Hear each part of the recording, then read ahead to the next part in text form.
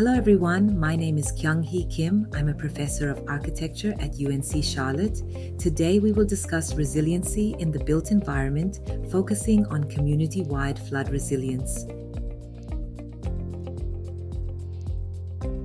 Community-level flooding management is critical for urban resilience.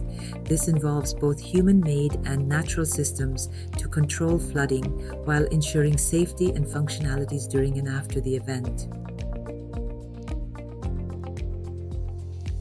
We discuss nature integrations at multiple scales as a potential solution to flood-resilient built environments. Flood resilience requires a holistic integration of floodwater management that links the building and site levels, the community, and the city levels. Architectural features for floodwater management include green roofs, permeable surface, and cisterns. They help capture stormwater at the building site, reduce runoff, and retain water. This allows individual buildings to serve as mini sponges, relieving the burden on streets and sewer systems. At the community scale, shared mitigation strategies manage the stormwater runoff after building levels hold. For example, tree trenches, roadside bioswales, and rain gardens along with sponge streets absorb stormwater running from neighborhoods. These strategies not only prevent localized flooding, but also add green public spaces and landscapes once water drains. Finally, broader interventions such as constructed wetlands and retention ponds control runoff for entire districts.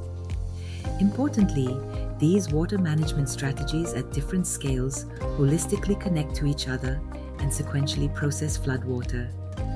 Therefore, it is important to plan and implement an integrated floodwater infrastructure network across all the different levels, from the rooftop and pervious pavement to the retention pond and to constructed wetlands.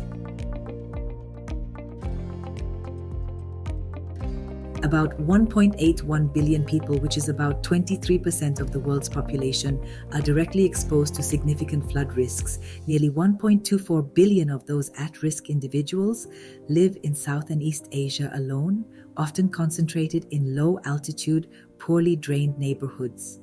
These numbers show that flood vulnerability is not just a remote area or rural concern, it is hitting cities and communities where floodwater infrastructure may not be well maintained. Community-level flood resilient systems effectively bridge the gap between individual building measures and massive citywide infrastructure. Collective adaptations like rain gardens on Sponge Street, bioswales along blocks, and neighborhood retention plazas can significantly reduce flood damage locally. By working at this intermediate scale, we protect people and the built environment, a first line of defense that link building level runoff mitigation and supports larger municipal flood works.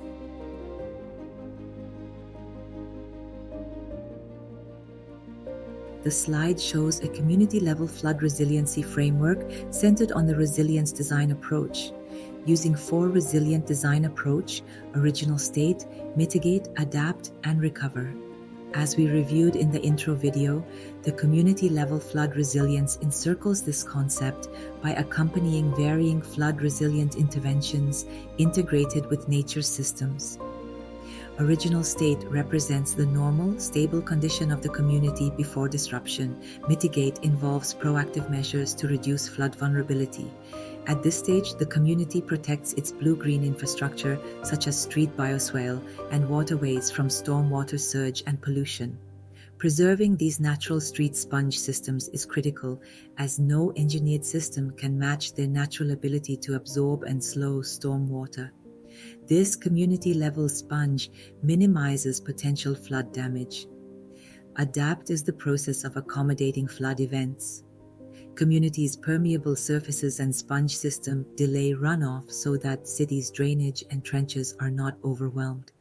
This increased lag time slows down peak flood levels and reduces stress on rivers and infrastructure. After floodwaters drain, recover is about getting the community back to normal conditions, retaining some rainwater for reuse, and releasing excess water to underground.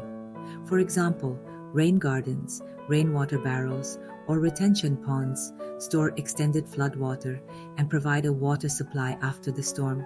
Finally, release involves gradually releasing the stored water into the ground and recharge groundwater aquifers. This resilience framework converts floodwater into a resource by replenishing groundwater and enhancing long-term water security.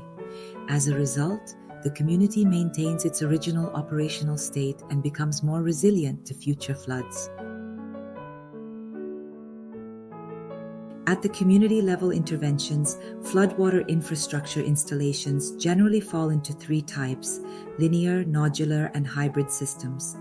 Linear systems are continuous green corridors that follow streets or pathways. These include bioswale channels along roadsides, connected sidewalk planters, and rows of tree trenches. Linear systems effectively create sponge streets by enhancing permeability and connectivity along the urban pathway. They intercept runoff as it travels, absorbing and draining water over a distance. Modular systems are distributed retention nodes that hold water in public places.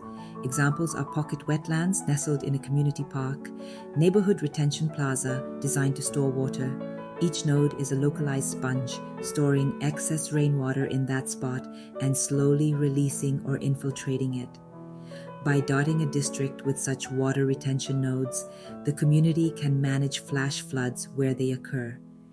Hybrid systems are multi-purpose spaces that combine communal spaces and ecological functions. A common example is a floodable playground with integrated drainage and underground storage. These hybrids serve daily as green amenities for residents, but during heavy rain, they double as flood management infrastructure. For example, a community floodable courtyard might have bioretention swales between plots, or a basketball court could be designed to detain water and return to community uses once floodwater has receded. They deliver environmental benefits while also providing public space and community value. Planners and designers can mix such strategies in neighborhood design. Together, these typologies cover the spectrum of how floodwater can be captured along its flow paths, at collection points, and through integrated community spaces. To visualize these concepts, let's look at a few representative green infrastructure solutions on the community scale.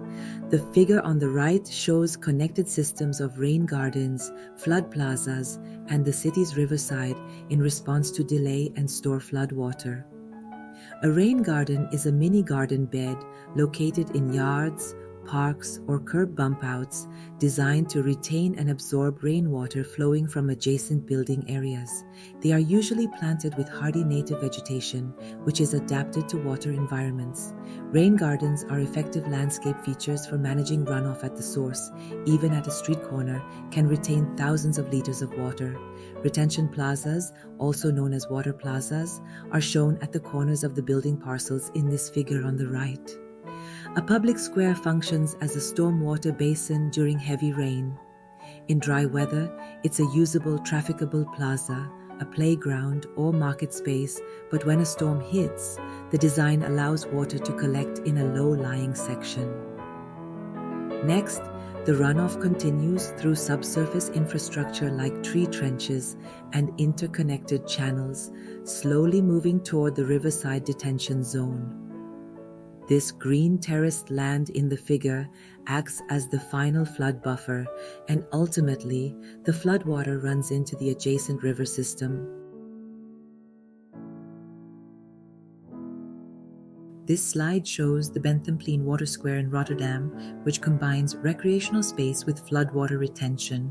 It remains dry for day-to-day communal activities, but can store excess floodwater in its basins. Such retention plazas illustrate how to implement multiple-purpose community spaces for both community interaction and flood mitigation.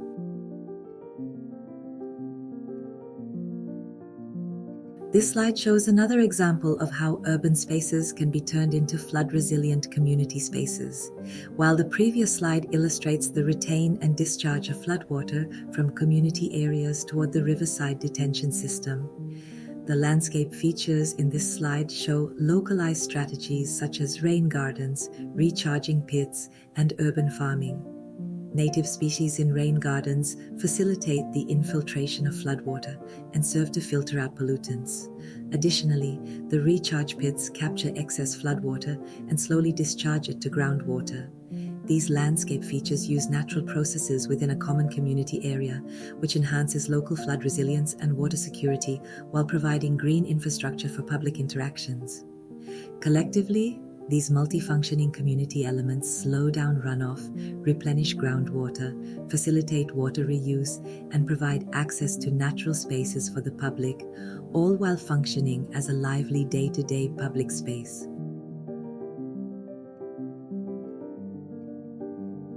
This slide shows an example of sponge streets. Sponge streets refer to streets that are retrofitted or built with a suite of green and porous features so that the entire streetscape absorbs water.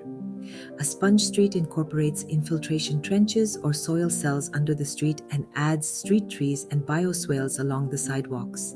All these elements work in concert to capture floodwater. The goal is that instead of funneling water into sewers and ultimately causing floods downstream, the street itself can drink up the rain.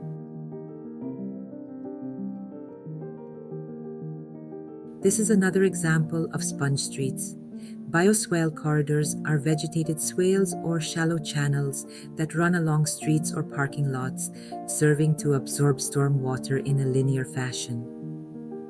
Bioswales are planted with native water-tolerant species which slow down runoff and filter various pollutants. Bioswale along the street edge converts a hard curb into a green gutter. This not only mitigates surface flooding but also purifies water and enhances an ecological corridor for biodiversity.